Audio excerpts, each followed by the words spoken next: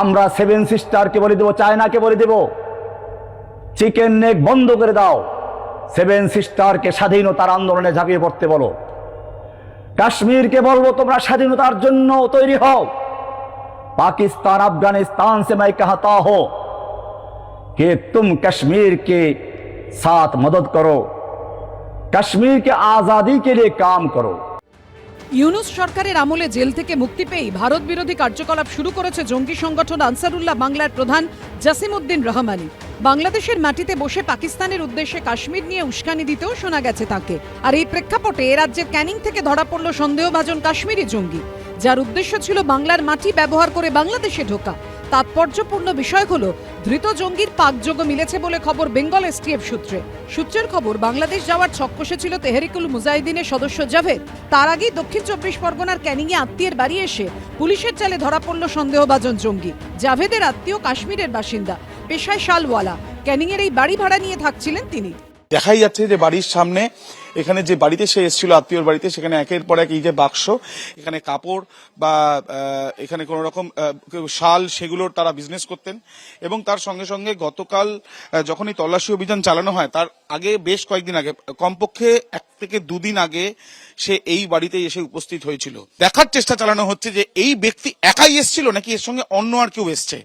এখানে এসে আত্মগোপনের লক্ষ্য ছিল নাকি অন্য কোনো উদ্দেশ্য তার ছিল। সূত্রের দাবি, আইইডি তৈরিতে সিদ্ধহস্ত, আগ্নেয়াস্ত্র চালাতে পারদর্শী। শ্রীনগরের চাঁদপুরার বাসিন্দা জাভেদ আহমেদ মুন্সি এর আগে একাধিকবার বাংলাদেশে গিয়েছে। সূত্রের আরও খবর, লস্করে তৈবার শীর্ষ নেতাদের নির্দেশে বাংলাদেশে যাওয়ার ছক ছিল ধৃত জাভেদ মুন্সির। কিন্তু তার আগে বাংলায় কেন এসেছিল তেহরিকুল মুজাহিদিনের এই সদস্য? সূত্রের দাবি, ক্যানিং থেকে নদী পেরিয়ে বাংলাদেশে ঢোকার ছক কষেছিল জাভেদ। ক্যানিং ও বাংলাদেশের মধ্যে রয়েছে জল সীমান্ত। ট্রলার চেপে মৎস্যজীবীদের ভিড়ে মিশেই কি ইন্দো বাংলাদেশ বর্ডার দিয়ে সে দেশে ঢোকার ছক ছিল ধৃত জঙ্গির? সূত্রের খবর, সেখান থেকে পাকিস্তানে যাওয়ারও কথা ছিল জাভেদের। প্রেজেন্ট বাংলাদেশ গভর্নমেন্ট এই টেরর গ্রুপসদের সাপোর্ট করে, সো ওরা এদের সব ধরনের সাপোর্ট দেবে।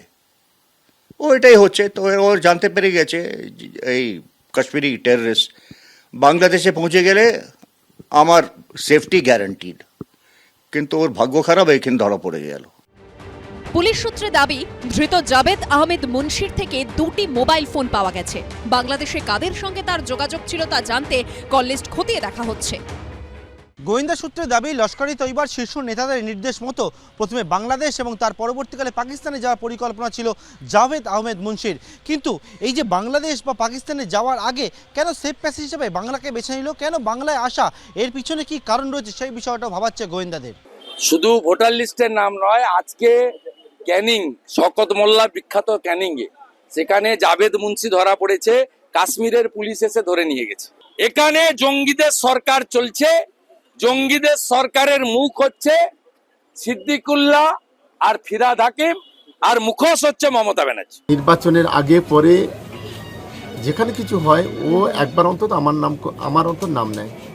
আমার মনে হয় একটা মাদুলি করে আমার নামে ও যদি গলায় দিয়ে রাখে, তার মনে হয় সবচেয়ে ভালো হবে। মাদুলির দিকে লক্ষ্য পড়লেই আমার নামটা করবে, কারণ এ হচ্ছে বাংলার মির্জাফর। বাংলাদেশে ইউনূস সরকার ক্ষমতায় আসার পর থেকে হিন্দু সহ সংখ্যালঘুদের ওপর লাগাতার নির্যাতন চলছে। ভারতের বিরুদ্ধে ক্রমাগত বিষোদ্গার, হুমকি, হুঁশিয়ারি দিয়ে চলেছেন বিএনপি নেতা ও কট্টরপন্থী মৌলবাদীরা। তার মধ্যেই বাংলাদেশ পাকিস্তানের মধ্যে সখ্য বাড়ছে। স্বাধীনতার পরেই প্রথমবার পাকিস্তানের করাচি থেকে একের পর এক জাহাজ ভিড়ছে চট্টগ্রামের বন্দরে। এই প্রেক্ষাপটে সন্দেহভাজন জঙ্গির বাংলা হয়ে বাংলাদেশ পাকিস্তান যাওয়ার ছক চিন্তা বাড়াচ্ছে। আবির দত্ত, সুদীপ্ত আচার্য ও ঋত্বিক মণ্ডলের রিপোর্ট, এবিপি আনন্দ।